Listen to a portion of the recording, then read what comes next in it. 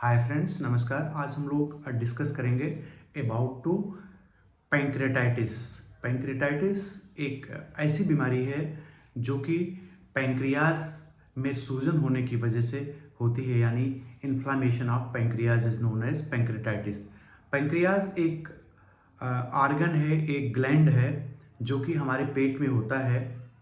Basically अगर हम बात करें कि ये लोकेटेड कहाँ होता है, यानी कि इसका स्थान कहाँ होता है, तो आप ये समझें कि ये आपके पेट के पीछे, मतलब स्टमक के पीछे, और जो रीढ़ की हड्डी है उसके सामने होती है।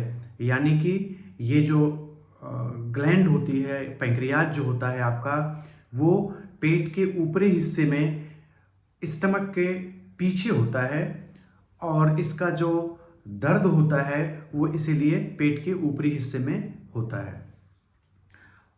इसके काम की बात करें, पैंक्रियाज काम क्या करता है, तो पैंक्रियाज इंसुलिन सेक्रेट करता है।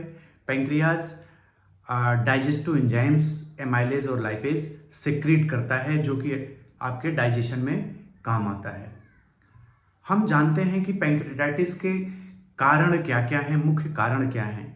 बेसिकली अगर हम बात करें पैंक्रियाज के पैंक्रेटाइटिस होने की जो काजेज़ हैं, तो उसमें से एक तो वायरल या बैक्टीरियल कोई इन्फेक्शन है, जिसमें कॉमन वायरल इन्फेक्शन है, उसकी वजह से पैंक्रेटाइटिस होता है।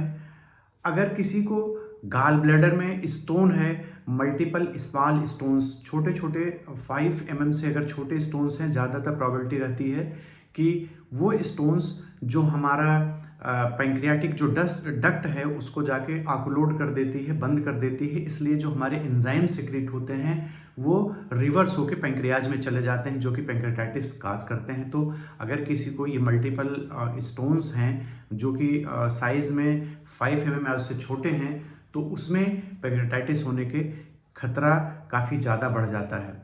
अगर बात करें और कारणों की, तो अल्कोहल इसमें एक और मुख्य कारण है। अगर कोई ड्रिंकिंग रेगुलर करता है तो उसमें होने के चांसेस बहुत ज़्यादा है। किसी को चोट लग गई है, उसकी वजह से भी पैंक्रेटाइटिस हो जाता है। ट्राइग्लिसराइड्स रेगुलरली बढ़े रहने से भी पैंक्रेटाइटिस के खतरा काफ़ी ज़्यादा बढ़ जाता है। अगर हम इसमें बात करें लक्षणों की, तो इसमें होता क्या है, अब्रप्ट सडन पेन होता है, बहुत सीवियर, मतलब असहनीय पीड़ा होता है आपको पेट में। पेट के ऊपरी हिस्से में होता है आपका दर्द, और वो पीछे की तरफ जाता है, बैक में, मतलब पीठ पे जाता है। जैसे आपको कोई छुरा घोंप दिया हो, तो पेट के अगले हिस्से में होता है, आपको ऊपरी और अगले हिस्से से शुरू होकर पीठ में जाता है, और बहुत सीवियर पेन होता है, जो कि बर्निंग या स्टैबिंग पेन जिसको कहते हैं, जलन वाला दर्द, या जैसे किसी को छुरा घोंप दिया गया हो ऐसा दर्द, और सीवियर होता है।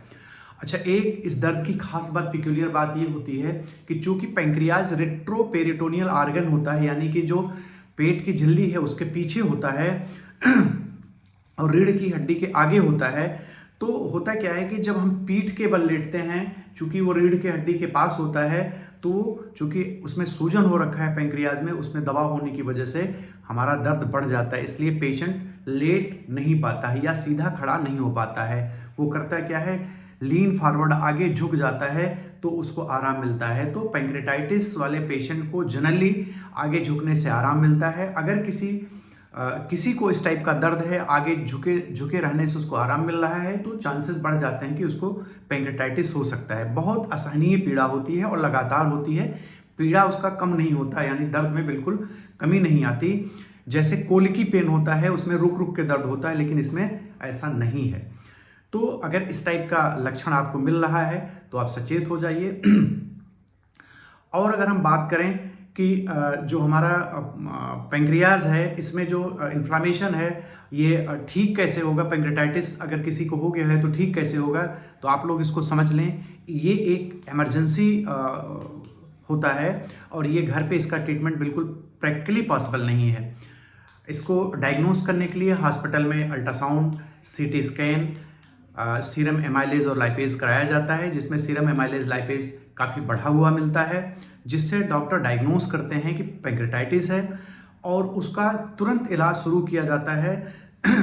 चूँकि ये बहुत ही अगर इसको इग्नोर किया जाए तो ये दर्द जानलेवा है। पैंक्रेटाइटिस बहुत ही खतरनाक बीमारी है। अगर ट्रीट न किया जाए तो इसमें पेशेंट की जान भी चली जाती है।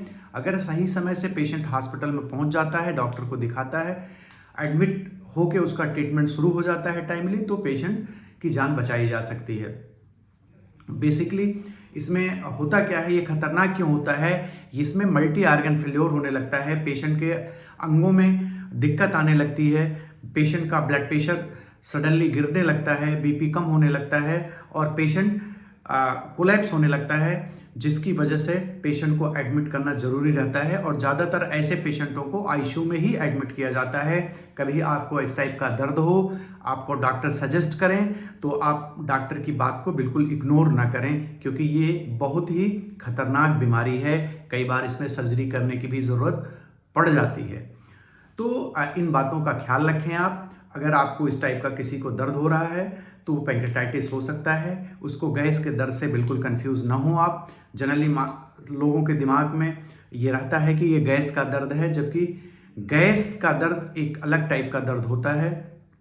नौजिया, वोमिटिंग, पेट में दर्द, पेट फूल रहा है, अगर इस टाइप के लक्षण इसके साथ मिल रहे हैं तो इसका मतलब है स्थितियां बहुत ही खराब हो रही हैं। समय गंवाएं, आप हॉस्पिटल में दिखाएं पेशेंट को।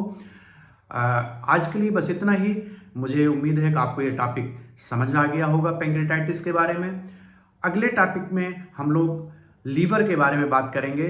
फैटी लीवर क्या होता है, उसके कारण क्या हैं, उसका इलाज हम लोग कैसे करें। तो अगले टॉपिक में हम लोग फैटी लीवर की बात करेंगे। आज के लिए बस इतना ही। अगर आपको ये टॉपिक अच्छा लग रहा है तो इसको लाइक करें। इस चैनल को अगर नए हैं तो सब्सक्राइब करें। इस वीडियो को फॉरवर्ड करें ताकि लोगों को नॉलेज इसके बारे में